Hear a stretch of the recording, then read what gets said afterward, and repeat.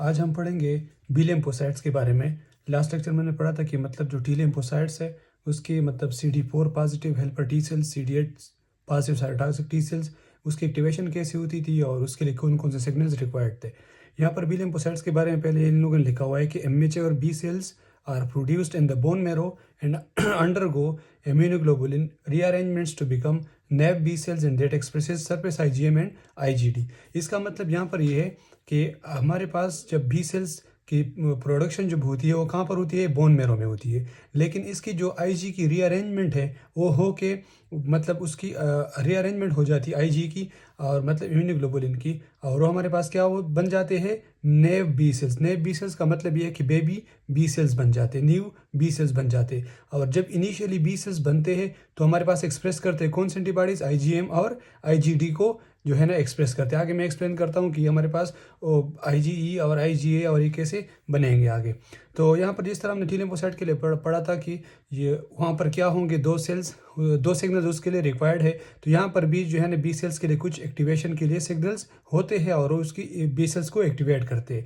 पहले ये है कि मतलब एंटीजन बाइंड होगा किस चीज़ पे, सरफेस आईजीएम और आईजीडी पे, ठीक हो गया। और हमारे पास क्या करेगा, मैच्योरेशन करेगा किस चीज़ की, बी सेल्स की आईजीएम और आईजीडी सिक्रेटिंग प्लाज्मा सेल्स में। मैं आप लोगों को यहाँ पर समझा देता हूँ डायग्राम के जरिए कि अगर फर्ज करिए हमारे पास क्या है बी सेल्स, यहाँ पर क्या है हमारे पास एंटीबॉडी आईजीएम। तो यहाँ पर क्या आएगा, अगर ये एंटीजन यहाँ पर आ गया और ये क्या है आईजीएम, तो ये इस बी सेल्स को मैच्योर करेगा प्लाज्मा में और प्लाज्मा को क्या सीक्रेट करेगा, आईजीएम। मतलब इस लोगों ने इसीलिए लिखा हुआ है कि क्या होगा, आईजीएम के सरफेस पे आईजीडी के सरफेस पे बाइंड होगा कौन, एंटीजन।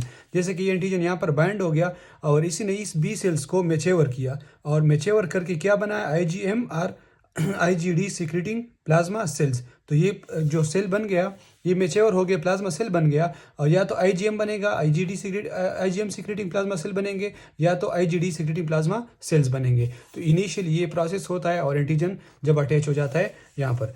इसके बाद इन लोगों ने यहाँ पर लाइन में दिया हुआ है कि B cells antigen presentation to CD4 positive helper T cells through MHC class 2। तो ये दूसरा जो पॉइंट यहाँ पर है, ये मतलब इसका ये है कि जो बी सेल्स है ये हमारे पास क्या करते हैं, प्रोसेस करते हैं।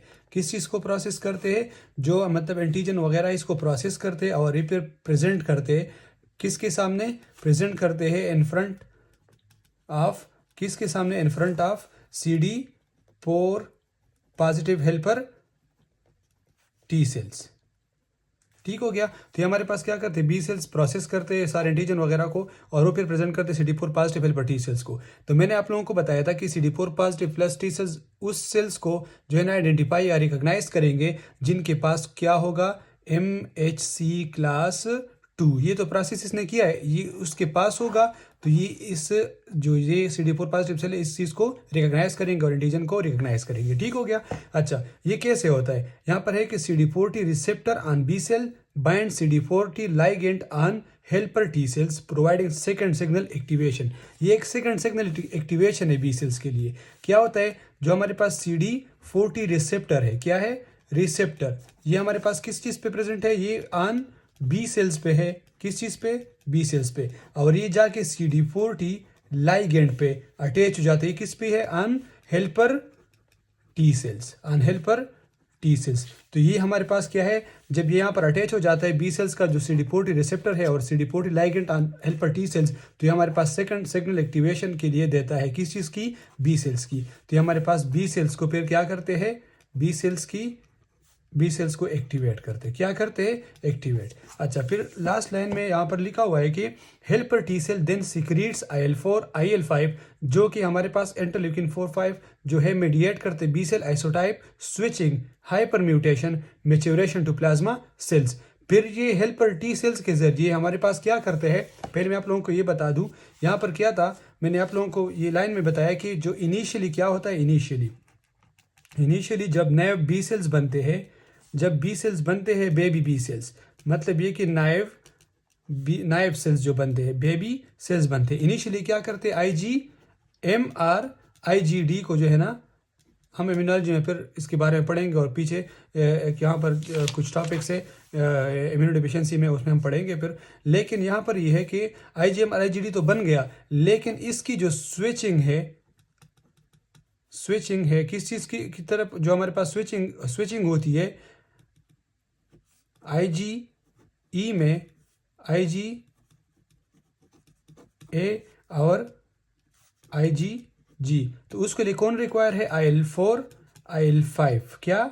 IL-5। तो ये चीज़ें इस चीज़ के लिए रिक्वायर्ड है, क्योंकि इनिशियली तो ये बनते हैं, तो ये भी तो बनना ज़रूरी है। तो इसके लिए जो बी सेल से बनना होता है ना, बी सेल से जो चीज़ें स्विचिंग होती है, ये किसके ज़रिए होती है? हेल्पर टी सेल्स की आने से जो है ना, ये बी सेल्स जो है फिर ये स्विचिंग वगैरह करता है। तो इसलिए हेल्पर टी सेल जो है वो सीक्रेट करता है IL-4 IL-5, ठीक हो गया। और फिर मेडिएट करते B cells isotype switching, hyper mutation, maturation to plasma. तो ये ऑल अबाउट था बी लिम्फोसाइट एक्टिवेशन और उसकी जो रिजल्ट्स थे ये।